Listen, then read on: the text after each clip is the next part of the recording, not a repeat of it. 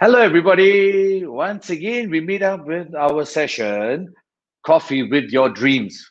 It is such an important thing for us to always dream big.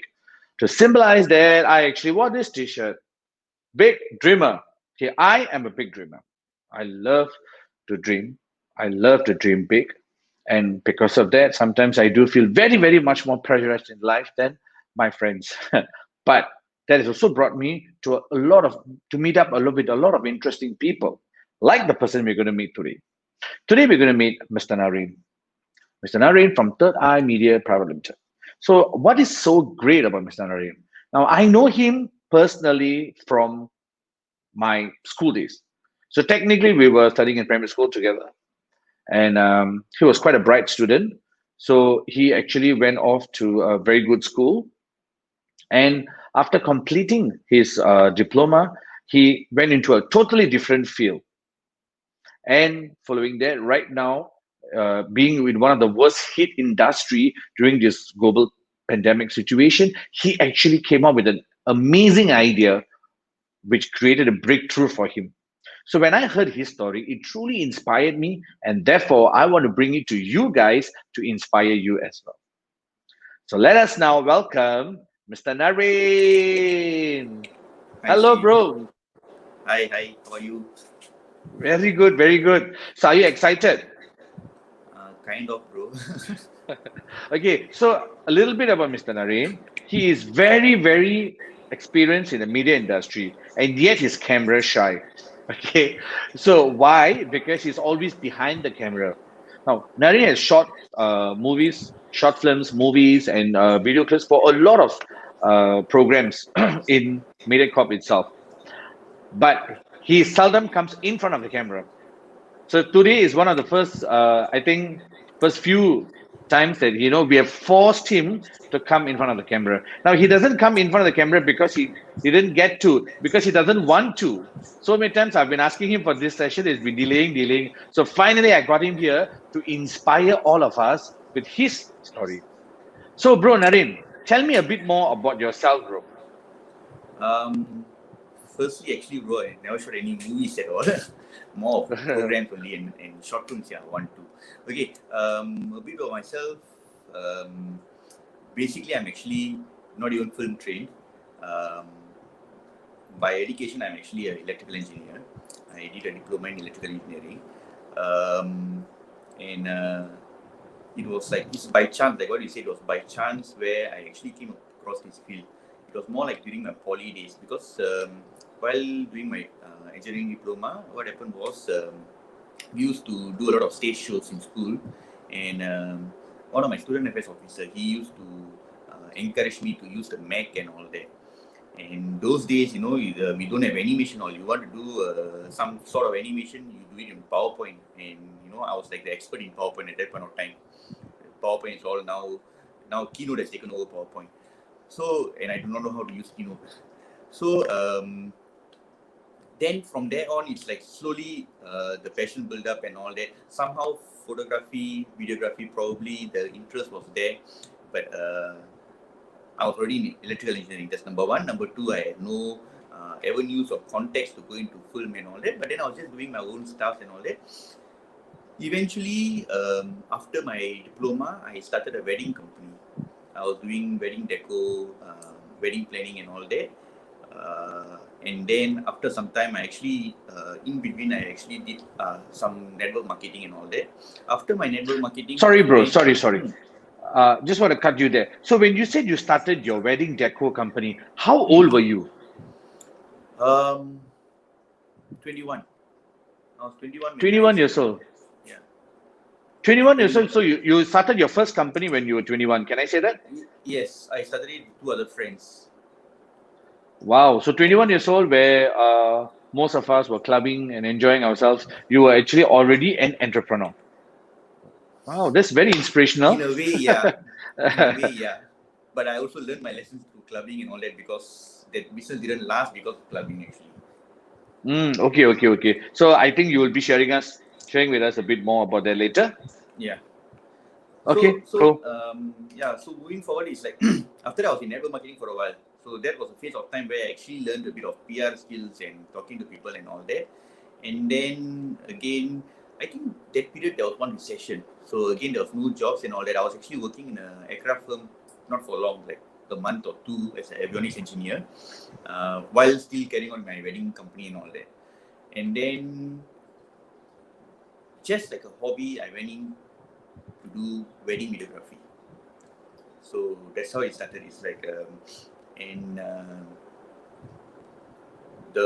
it's like a friend of mine. He taught me, okay, this is the record button, this is the white balance button, this is how you do white balance. But that's all I knew.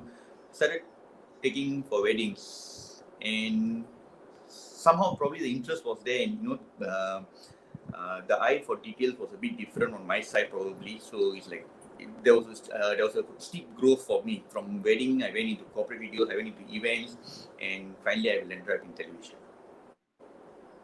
So you actually, how did you like start off? I mean, those days we didn't have things like handphones, so we hardly had any experience of videos. And those video cameras, from what I understand, was like super expensive those days and super difficult to use.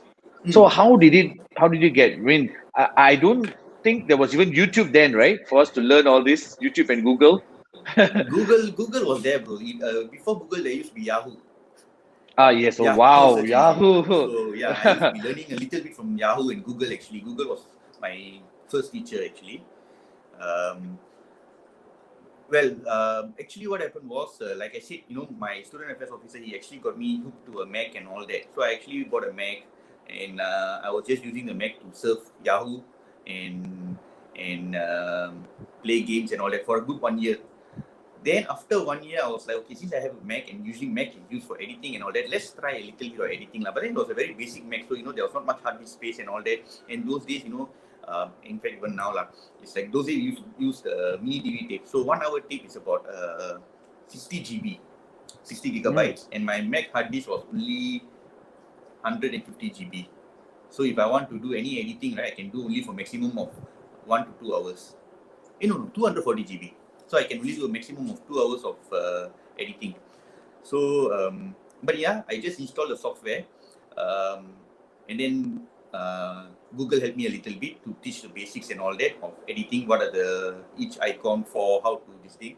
Somehow, in a way, my first video that I edited for a 21st birthday party, it was using iMovie. Somehow it's like, the moment I went to the environment, right, the iMovie environment, it was more like an environment that I'm used to. It just came like that for me. It was more like an environment I'm used to, but then of course there was some stuff that you need to still go back to Google and learn and ask around or learn. So I was like experimenting, but managed to find out where is what, how to do keying, this, that, and all that. I started editing. How I went into videography, very simple. Because after the 21st birthday video, right, I sent it out to a few videographers that I know of. Because I used to be in the wedding industry, so I actually sent it out to all the other wedding cameramen that I know of. And then they started giving me tapes. So, every weekend, like I got about 4 cameramen, they will go for a Saturday wedding, or a Sunday wedding, or a ROM, or a birthday party and all that. They will come back and give me tapes. So, like practically every weekend, I used to have like about 4 times to 8 tapes, 8 to 10 tapes will come in for editing. So usually I'll edit it over the next 2 weeks lah. I think per video that I edited was like $70. So it's like per week I was like getting about 70 times 4, about 200 plus $300. But more importantly, while I was editing, I was actually looking at the style these 4 cameramen was using for the weddings, and while editing, I also understood the custom. So it's like for a wedding, this thing takes place first, then this takes place. So when this takes place, you have to stand here to get the correct angle. I was actually subconsciously I was learning that while editing, watching these 4 cameramen. So it's like eventually, like about 3 months later, I decided to go into filming for weddings and all that. And I still remember the very first wedding that I did with this videographer friend of mine, William Saravanan. It was so professionally done. It was a wedding, the very first time was a wedding, and it's like, at least if it's ROM, it's a bit more simple. If it's birthday, it's a bit more simple. We can make some errors here and there, but if it's wedding, right? You miss them tying the tali, you cannot attend to take it out and tie it again.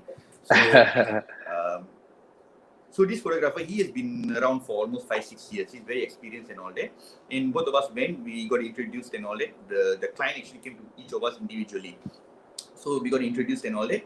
And the very first day we were working, we became very good friends from the very first day.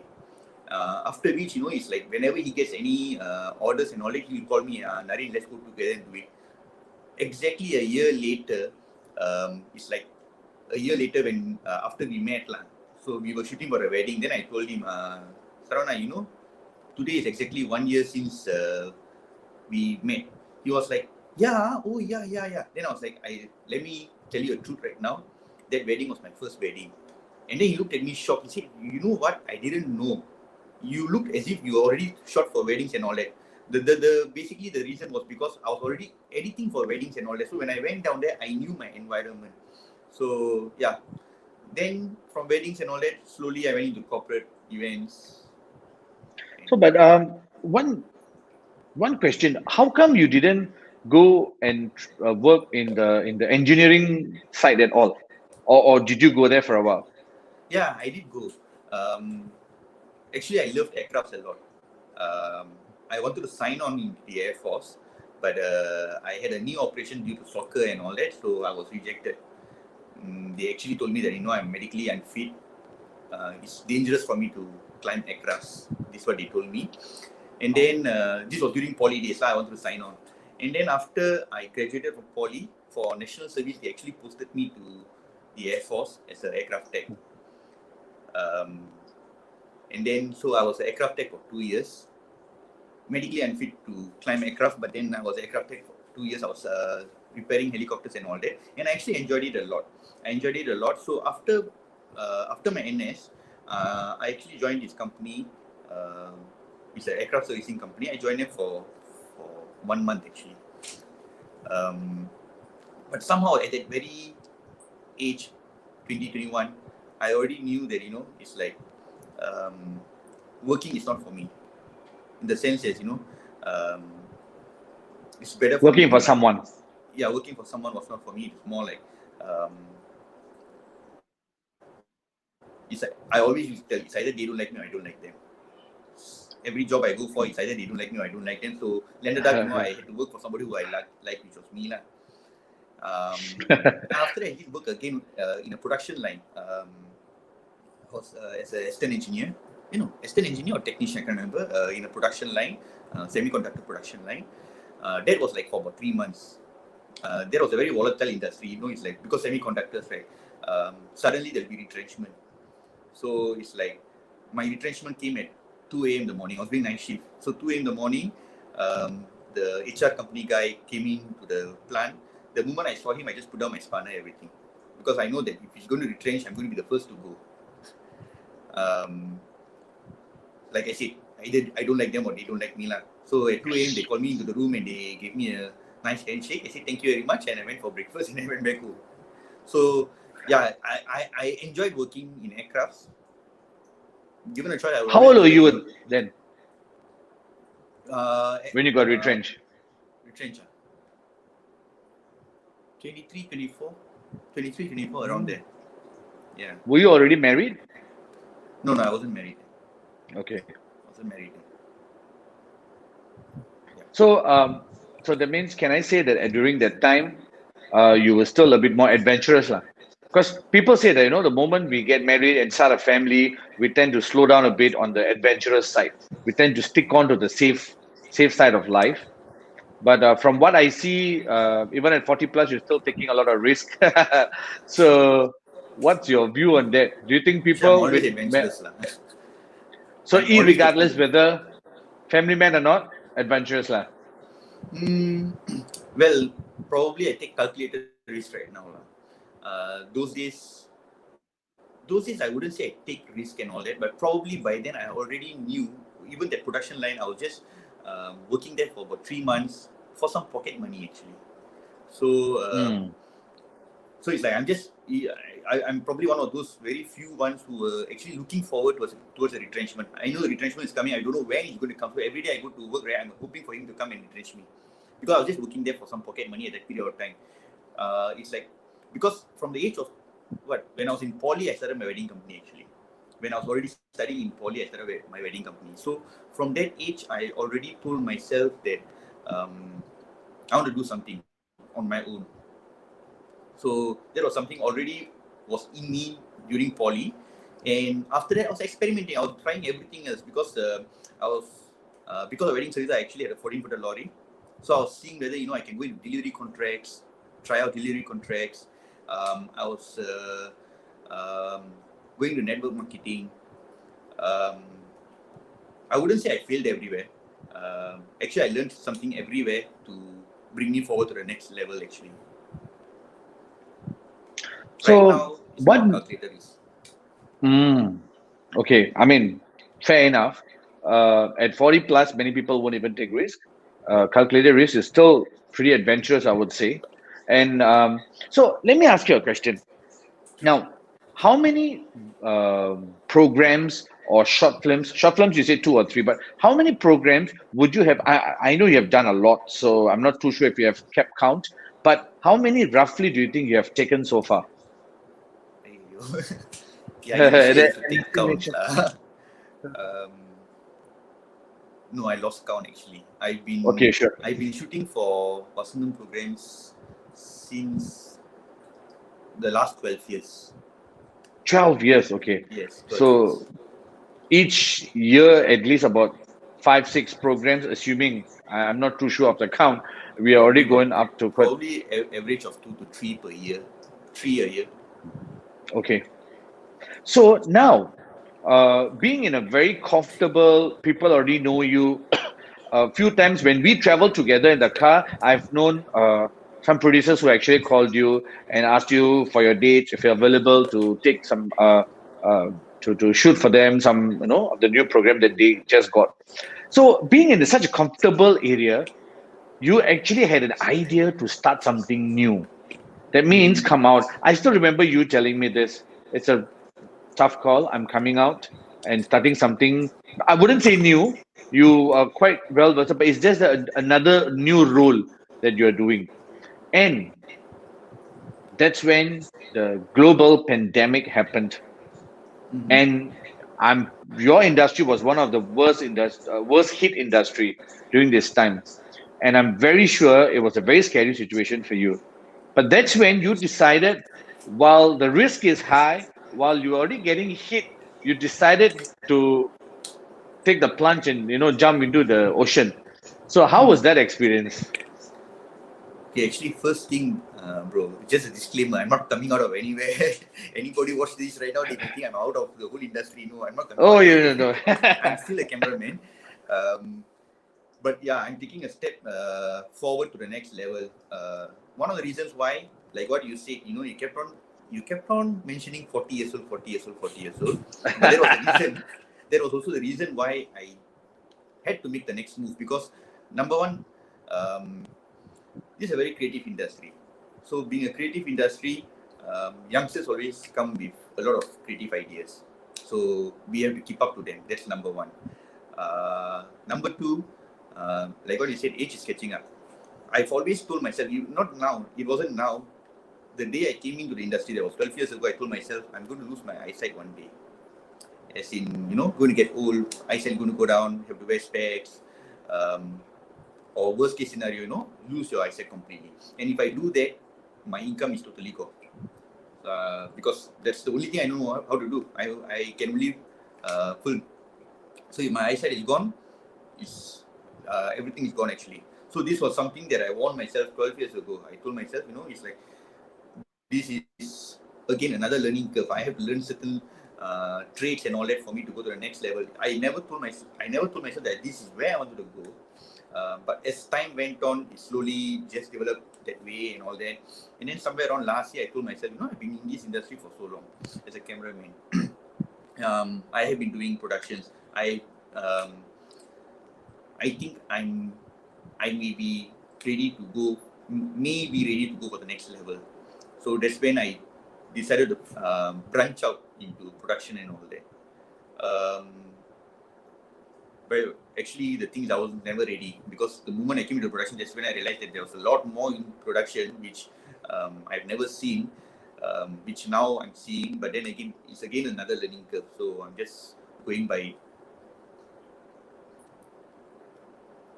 year lah. Okay, so now, bro. So that means from cameraman, you have also started production.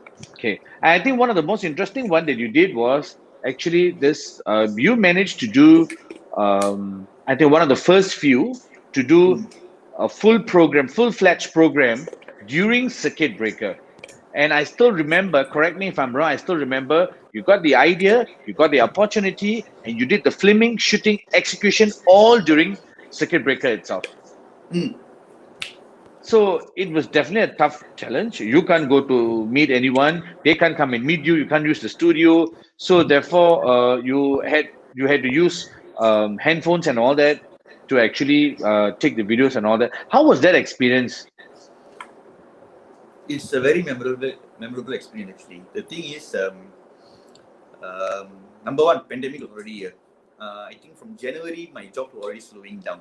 So it's like, in fact, the first month of circuit breaker, we all were all at home. You know, we all kept meeting up in Zoom and all that and chit chatting. So I was getting a bit bored. It's like, maximum I can stay at home. Off days is like 3 to 4 days.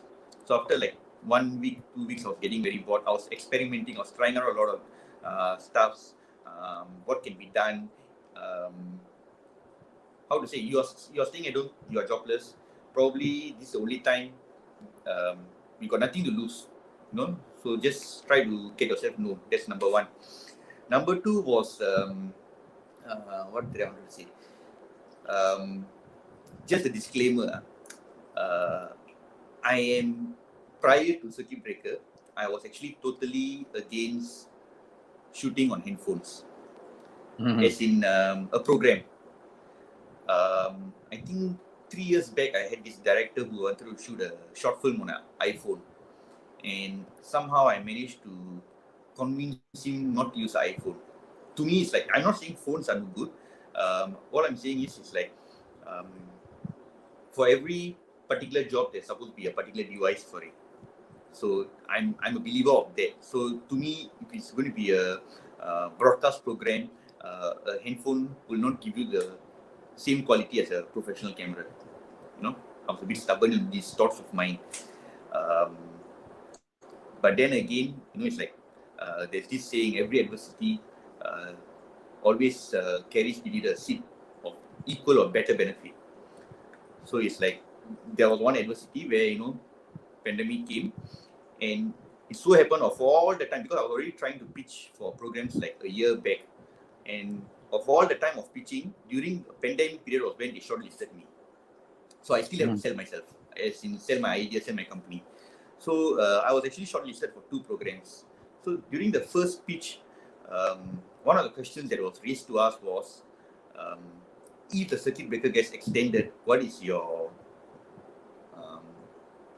contingency?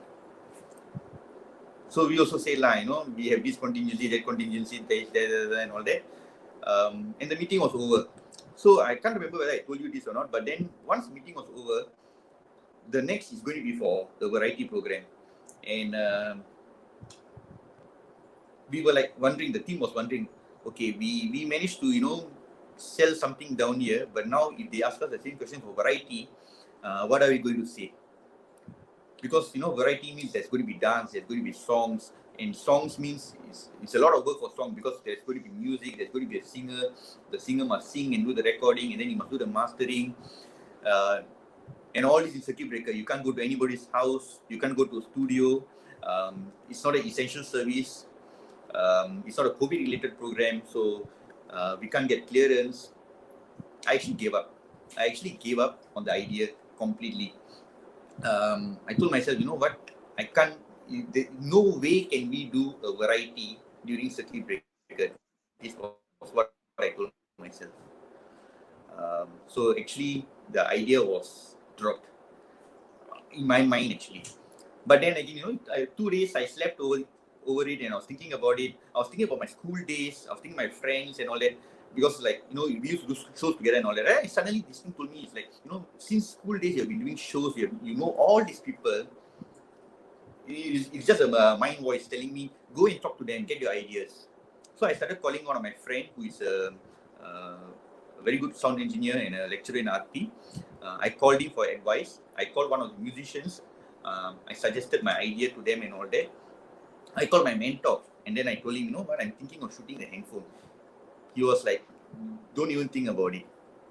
If I have the stubborn thought, my mentor will have the stubborn thought also. So he said, don't even think about it. But I still went through it, and I started thinking of the concept in a very technical way. Instead of a creative way, I started thinking about it in a technical way. Which handphone to use? There are so many brands right now. Which handphone to use? Which app to use? Because which handphone and which app will give me the correct settings for a broadcast related program with the proper quality. And then lighting wise, because being a cameraman, same thing, it's like sometimes some things are just very OCD for me. It's like, I know it's going to be a home-based program, so even if there's no light, if there's a lot of shadow and all that, can go. But being a cameraman is like, no, cannot go. Some things has to be done properly. So, I started searching for ring lights, how much they cost. So I started searching for paid apps for filming. Started discussing it with my editor also. But we never moved anywhere. We were just discussing, we were like preempting each other, and I said, I'm planning on this. Let's test the different formats and see which is the most viable one for in terms of settings and all that. And then, so that was when actually PM came and announced. So the pitch for the variety was actually postponed to my lucky stars, and then the date was set exactly a day after PM announced circuit breaker being extended. So now for a fact, I know that circuit breaker, because the previous time they said, if circuit breaker is extended, what's your contingency? So we always have to wait for the if to happen. But thank God for me, before my pitch, the if already happened. Prime Minister already extended the circuit breaker, which means definitely Hari Raya is falling during circuit breaker. So I had a good team with me, a team which actually shared the same vision with me. So that same night we sat down, we came up with a contingency presentation just for Hari Raya alone. And so I was basically giving the technical ideas, and the team was using my technical ideas to come out with the creative ideas. And we told ourselves, you know what, we will get the artists all to perform from the home. The song recording wise, we will send the device over to them, the mic and all that, to sing and record. I'll send the recording over to the musician to do the mastering and all that. So everything is going to be done remotely. There was a workflow planned out. In fact, this workflow was I even typed it out and sent to my team guys, so that everybody was in the same page. Everybody knew what is supposed to happen. It has to be a step-by-step process. And then, so when the preaching came itself, we went straight for our contingency, because Hari Raya is on a circuit breaker. So this is the only way to get it done. So we told them we are going to get this done this way. I think they were happy with our idea, so they decided to give me a try. So it became, my first program, a program which I actually gave up hope on 2 days before the pitch. A program which made me shoot on a handphone, which is something I was always against. In fact, I called the director, the guy who asked me to shoot for him a short film, right? 3 years later, I called him. I asked him, bro, remember the app you mentioned to me to shoot on a handphone? What app is it? He just laughed on WhatsApp. He said, I like the way karma takes its turn, bro. I say, yeah. So it's like the first program is going to be a very memorable one, because it was a baby that you actually almost gave up hope on. I mean, of course, difficult times requires difficult decisions. And I think that was very timely, because when everybody were very confused, not knowing what to do, and you actually came up with the idea. I still remember during our time we used to have a very familiar handphone brand, which was in fact a luxury to own one, would be Nokia. But Nokia, eventually now it's no longer around. Nobody even, I think our kids won't even know what's Nokia. The moment iPhone came into the industry, Nokia, was gone. BlackBerry was also losing out, and then Samsung was also going down. And then Samsung came up with innovative ideas to keep up with the market, and they're still in trend. Whereas Nokia is completely off the radar. Mm. So I think every business is very important for us to think of innovative ideas to keep up with times. If not, we are going to have face a lot of issues. And your courageous move actually gave a lot of people who were celebrating the festive during that time a very interesting program to watch. Now imagine we will be even now. Some of us are thinking, "Oh, Diwali is going to be so boring this year because looks like it's not going to be have much activities." But those days, during circuit breaker time, when they were celebrating Hari Raya, there's no activities at all. Nobody can even go out at all. It was a very difficult Yeah. period.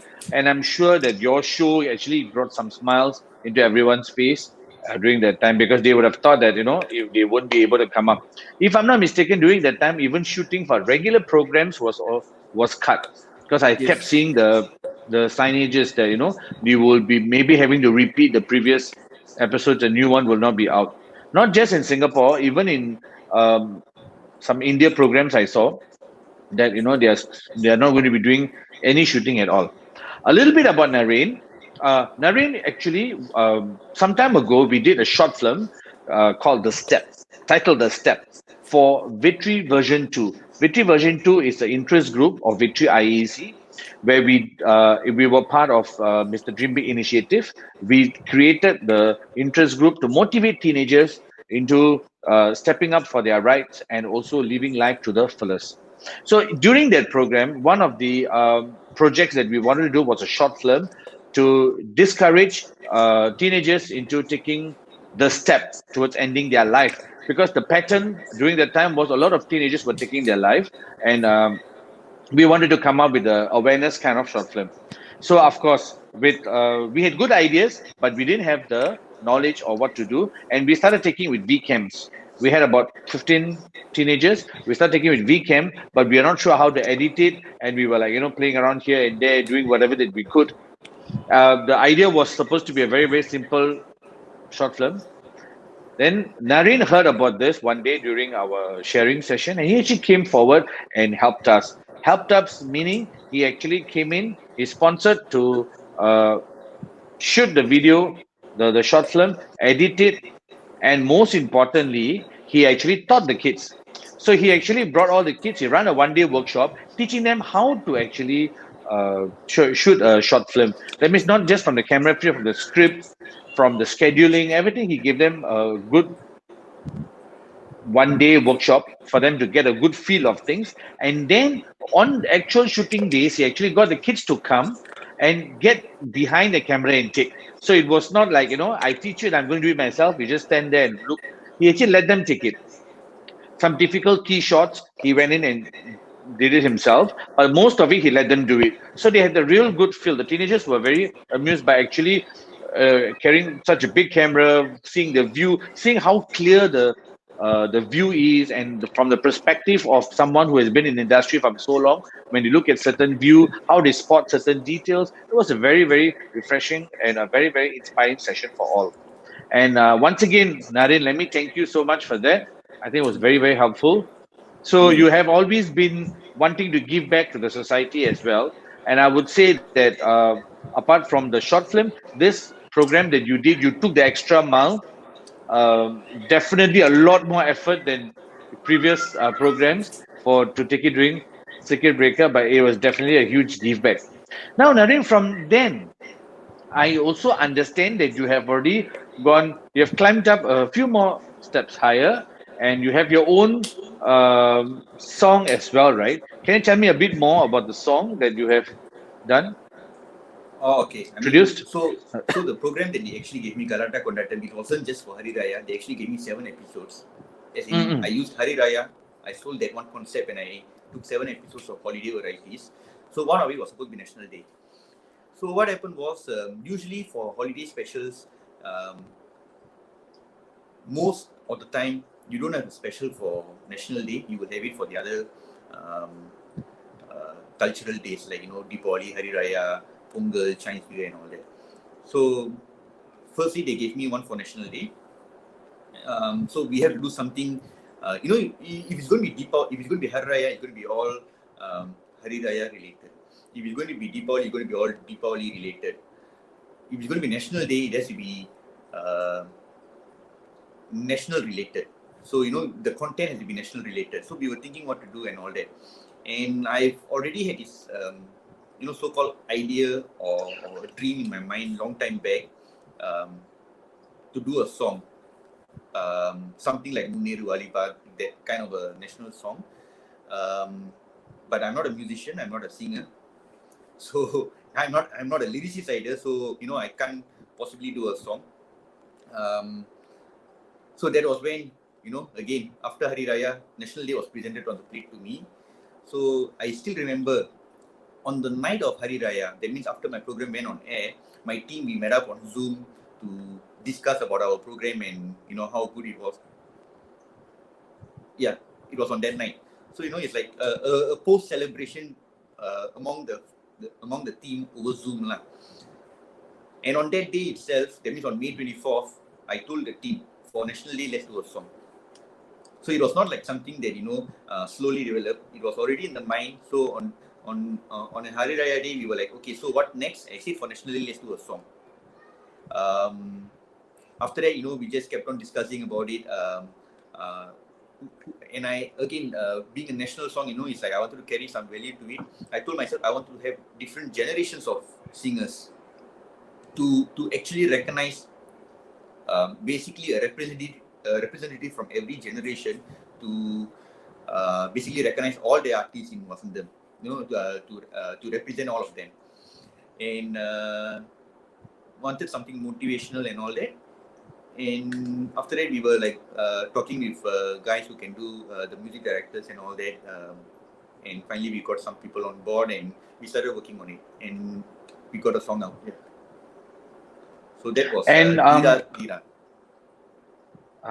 So I didn't get it here because I wasn't too sure if I can show it here and all. But if could, maybe later part in the comment section, you can actually send the link. Ken? Ken, actually the song is not, we have not posted it on YouTube yet. Okay. Probably over the week I will do it. Yeah. Sure. So then you can just share the link, and then we will also share it on our YouTube channel. So a small information for everybody, Mr. Dream Big Initiative, we have just started our YouTube channel, and in fact, just about 3 or 4 days old. And we would like you to support us by subscribing to it. Now we are aiming to get our own custom ID, and therefore name. So it will not be YouTube. It will be Mr. Dream Big Initiative. In order for us to do that, we must have 100 subscribers. As I said, we're just 3 days old, and due to everyone's support, we have managed to get about 70 over subscribers. We hope that you will subscribe in as well, and we will be able to show more and more videos. Now, the short film that Naren was mentioning about is also there already. We have not uploaded any other videos because we are going to do it on a periodic basis. But right now, the short film is there. So you can go in and view the short film that Naren was talking about. Eventually, once Naren has given the approval, we may put up his other programs there as well for people to get a good look at and have a good understanding as well. Okay, so remember, subscribe to Mr. Dream Big Initiative YouTube channel. So back to Naren. So Naren, what is next? What is next? What is next? Deepavali, bro. So it's like, yeah. For Galata Conducting itself, we are actually in the process of working on a Deepavali episode. So we have already lined up what we want to do. And right now also the rules are being relaxed slowly bit by bit. So like even for National Day, we did have a bit of restrictions on what we can do, but we worked around the restriction to get it done. So now it's a slightly better situation compared to National Day. So we are right now discussing on Deepavali episode and on Christmas and New Year episode. We are also working on a morning breakfast show starting in January.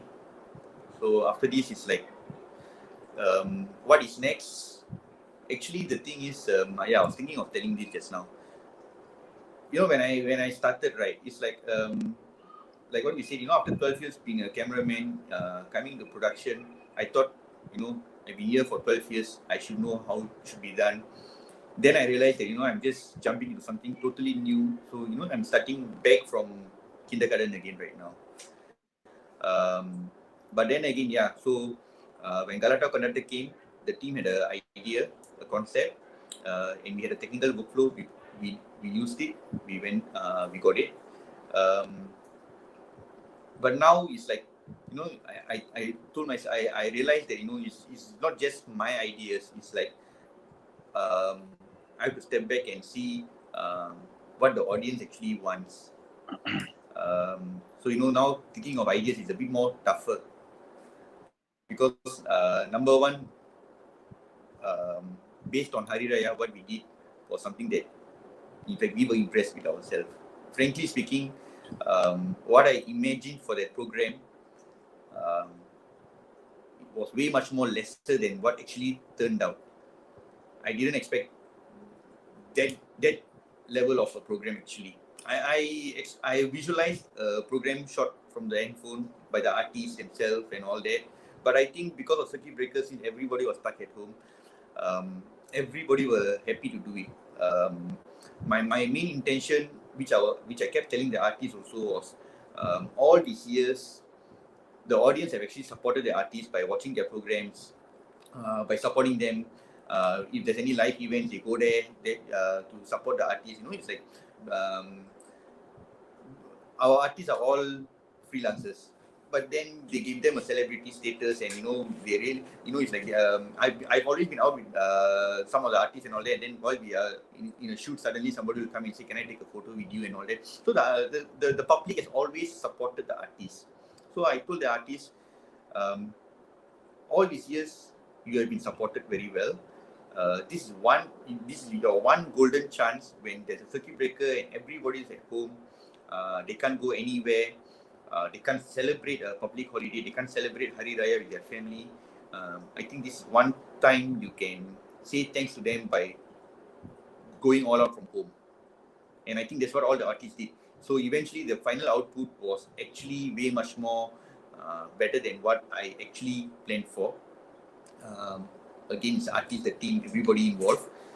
But moving forward from here, what's next is like sometimes a bit very scary because it's like what's next has to be at least on par with what was there or better. So it's like we are always thinking of new ideas, new concepts, seeing what better can we do. So hopefully Deepavali will be better also. I'm very, very sure of that. The way I think you are going, definitely we are in for a treat for sure. So, bro, I have got a question from Miss Sharon Chila Peters. I think some of you have been trying to ask questions through the Facebook, but unfortunately, this is the second time we have faced this problem. We are not able to see most of your comments there. I realized that after the shoot was there, then only we can see the comments. So, if any one of you have any questions, you can always text me or send in the comments when we will ask again. Why are you giving that very cheeky smile, bro? No. Just I thought you knew what question she was going to ask already. I thought you could see it on Facebook. Well, she had a very interesting no. question. She asked, despite your hectic schedule, you have joined Grassroots. How has your expertise contributed in your role as a volunteer? Before you answer that, bro, let me just say a few words. Naren is, as we all know, he is the owner of Third Eye Media Private Limited, and he's now from shooting programs. He has also gone into producing them, but he is also an active grassroots leader with Victory IAC of ACCC, and he has done a couple of programs. He has shared his stuff with us. So just to get a bit of understanding for the question. So now, bro, let me repeat the question again. Despite your hectic schedule, you have joined Grassroots. How has your expertise contributed in your role as a volunteer? Expertise contributed in my role. Mm, my expertise is in what I'm working as. Yes, I guess that's the question. Okay. Um, okay, the thing is, when I joined Grassroots itself, I think 2 years ago, right, bro? It was 2 years, right? I think it I was was more than 2 years 40. already. Oh, okay, okay. Yeah, somewhere I was there. 40, I guess. Yeah. So, yeah, it was 2 years ago. So, I was already 40 that time. So, when I met up with you, even before I met up with you, the main thought that was in my mind was, I'm 40, and it's about time I start sharing my experience in uh, contributing back to society. At least that minimal time that I have, like what you said, a hectic schedule. So um, I was in search of where I can do it from, and that's when we had our coffee and we were discussing what we can do and all that. Because I wanted to be productive, as in, I didn't want to go somewhere and become unproductive and all that. It's like the minimal time that we have, um, wanted to fully maximize it. So after I came on board on Victory IAC, I still remember the very first meeting. The minutes was sent to us earlier, so I was just reading through the first meeting, the minutes. So as I was going through it, that's when I saw the VB2, the short film, and then there was another one called Victory Smart Photography. Um, Two things that related to me, something that I know about, but I was wondering what were you all doing, because it's already in the minute, so it's something that's already taking place. So I was wondering what were you all doing and all that, and that's when I got in touch with you again. And then you explained to me about the short film and all that, and you actually showed me the raft that you all actually shot prior to that. Mm.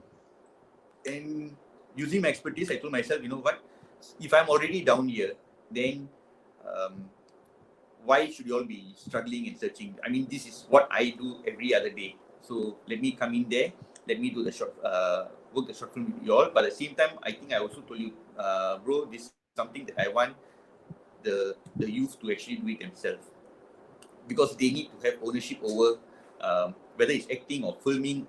They need to have some form of ownership over what they have done. It's no use that they plan everything, then I come and shoot down there, and then um, they might not feel the ownership for it. Then same thing, the smart photography was something that I guess Victory IC was planning on previously, but didn't really work out the way it was planned. And at that period of time, I was someone who was actually interested in taking photos with handphone. I enjoy taking photos with handphone and all that. That was something the Victory IC wanted to do. In fact, prior to joining Victory IC, I was actually approaching some other CCs to see whether there's any interest group down there where I can share this for free. So then, since it was already happening in Victory IC and I'm already part of Victory IC, why should I be going searching elsewhere? So I told, again, I came up to you and said, let's do this smart photography again. Let's do it within Victory IC. And again, I think also during circuit breaker, we we were wondering what to do next. And as in, we all can't go out, we all can't engage with residents and all that. And I suggested, come, let's go do live streaming. I mean, it was something already happening, but in different scales, different levels, and all that. And I said, as an organization, let's go out there and let's do something which looks impressive, so that the audience can start slowly. I mean, the residents, they can know, they will know that we are being serious about engaging with them. Yep. In fact, I think that's Sharon's question. I hope I answered it. yes. No, in fact, it's a very humble answer, I would say. Naren has contributed a lot of our online presence, our video screening, how to do about it, and how to go about it. Even Deepavali show and even the latest National Day show that we did, he was always a part of it, and he actually helped us actually fine tune a lot that was already in progress, as what he mentioned. He has done that. So definitely, being busy at work because we know that his line, it's not a 8 to 5 kind of job where you finish work and then you have all the time. It's like sometimes it gets dragged. Sometimes some of the Zoom meetings he will join still in the car itself and all that. So on behalf of Vitri IEC, I must also thank you very much, Thank you, bro, bro. for helping out so much. Now, I also understand today you have got for us some tips. You want to share with us some tips on how to take photographs with the phone itself. You see, what happened is um, right now is circuit breaker, so we all are taking a lot of videos and photos from home, and the videos go up to TikTok and Facebook and so forth. But how to take a good video, even some, because right now we all have a handphone. Nobody's going to go and get a big camera, set up with a tripod and all that. We're just going to take our phone and just start using it. So give us some tips, bro. Some basic tips that everybody at home can use, Mm. and they can take some good, Um, very decent pictures, videos. okay. Using the handphone, taking videos, something that I told you that something that was I'm never part Against of, it. but eventually that The, was my winning factor initially. don't I worry, that always was then when it was normal. Now is the new normal, so it's okay. yeah. But even those days, I mean, not say those days very far away, like a year back or what, right? Um, I'll be very OCD fight. It's like, somebody needs to take a video to maybe post on Facebook or whatsoever, right? And then they'll be holding the phone upright. And I say, you're taking a video, make it, you know, don't shoot like this, Mm. because that's when your video is um, in landscape mode. So um, then they'll be like, no, I'm just putting it for Facebook. Yeah, I see. Yeah, to put for Facebook also, you take like this. Okay, then you're right, and then it's going to have a black. If you take like this, then you have a full screen down there. Why waste the space there? You can show more details there. So yeah, if you're going to be taking videos on handphones, then don't go vertical at all. Always go horizontal. Um, if it's going to be at home, I would always suggest um, having a good, not say a good, a decent tripod or a stand. There's a lot being sold out in the market right now. Maybe a small ring light to just give some light to your face. Um, like for Hari Raya, I actually bought a ring light with a handphone mount, which goes onto a light stand, so everything's one set. Because that way your phone is stable. And if you are shooting it, if I'm shooting Steve, and I'm holding the hand and my hand is shaky, then Steve is going to be shaking. Or the other way around, if I'm going to be shooting myself, then it's going to look more like a selfie. So it's the dimensions will be out. My face will be like blown out and all that. So always good to use a stand. Um, Another thing that people are very fond of using is or lazy to do is to move. So it's I think everybody can see Steve right now. Um, but now somebody wants to take a video of just the big dreamer on his shirt. What they will do is they will do a digital zoom to just zoom into that. But by doing a digital zoom, you actually lose quality. So just don't be lazy. Walk towards Steve, go close to him, and then take it. So that way, you don't lose quality or resolution.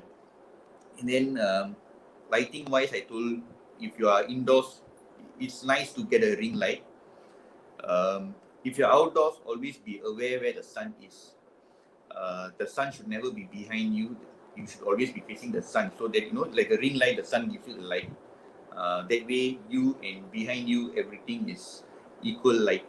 If the sun is behind you, and then basically in front of you is where equal light is. So if you're taking video of yourself to fight the sun, you actually make your face brighter. But by making your face brighter, your background, everything gets washed out or overexposed. Yeah, basically these three things should be able to uh, basically cover you. Always watch compositions. I always like to talk about composition and all that. I think even our smart photography, I always talk about composition. It's nothing to do with the camera. It's nothing to do with you or me. The compositions, there are already some basic rules. You go on Google, ask for basic composition for photography. There is about 5 to 6 basic compositions. There are a few other advanced ones and all that. Just know the 5 to 6. You will realize that I'm talking about photography here down, but it actually applies to videography. Because after reading these 5 to 6 compositions, go and watch any movie, any film, you will realize that every scene, every frame is based on these 6 compositions.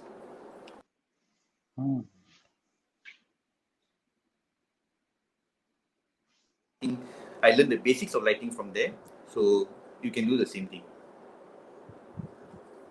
Thank you very much, bro. So, bro, now you have actually started off with your wedding deco company, right? And from there, you studied in a different field, and then you started something else out of passion, and that became livelihood. Then you have already went to other levels, and looks like you are still on a journey, ongoing journey. You're still trying out new things and going different levels. So, what would your advice be for, let's say, people who want to come into the media industry right now? Is it like, okay, global pandemic times, so media industry is a no-no, or do you think that, they should come? What would your advice be for them? See, global pandemic or no global pandemic, I think with global pandemic, every industry is almost a no-no there. So whether it's global pandemic or non-global, actually right now, like I said just now, a different generation is evolving right now. Youngsters, they are coming with, it's like when we were youngsters, our ideas were way much more creative compared to what was happening then, and it's the same evolution right now. The current youngsters, their ideas are totally different. But from what I've seen or noticed and all that, the ideas are good. The ideas are very creative. The passion is there, the hunger is there, but you also need the right guidance. I mean, I had the right guidance with certain people in my life during every phase. When I was doing network marketing, I had a mentor. When I came in down here, I had my own mentor. In fact, up till today, up till last Thursday, I still call him and ask him for advice. I called him and asked him, how should I do this? And then he gave me his advice. So sometimes, like what I said, his advice may not be in sync with what I want to do. Like when I told him I wanted to do it in a handphone, and he said, don't do it. But it's always good to have advice down there. And yeah, so have that guidance. Go and search for the guidance. The guidance will come to you. There was this speaker long time ago during my network marketing days. He said, when the student is ready, the guru will appear. So get yourself ready first, mentally, have the passion. When you are ready, the guru will appear. Mine appeared from nowhere. I never knew him. I had no formal introduction to him. He just appeared. He was here all the way. I've heard about him. I've never met him. And one day it all just fell in place because I was ready. And like I said, 12 years later, I'm still calling him and asking him, how should I do this? Take his advice, take his pointers so that I can move to the next level. Wow, thank you, bro. I mean, it's very good that, even at this stage, you have not forgotten your guru, or, who actually helped you during the beginning stages of life. Now, bro, thank you so much, despite your heavy schedule. I know it is your daughter's birthday as well. So please, happy birthday to your daughter. Please go and join her birthday. In fact, I think they're having the celebration. You have skipped out to do this interview for us, right? We really appreciate that a lot. Thank you so much. Okay, so still have time. Okay, so have a good celebration, and thank you so much. I think if any of the viewers have any other questions, they can always just ask again in the comment section. I'm sure Naren will be more than happy to answer you all and guide you all if anyone needs any guidance. Okay, thank you very much, bro. Okay, have a wonderful day. Thank you. Bye-bye. And viewers, thank you so much. Please subscribe to our YouTube channel, Mr. Dream Big Initiative. We are coming up with a few more videos like this and a few more talks. so you can get yourself inspired and motivated. Yes. I hope this whole session today has inspired you as much as it has inspired me. Thank you and see you. Bye. Thank you. Bye.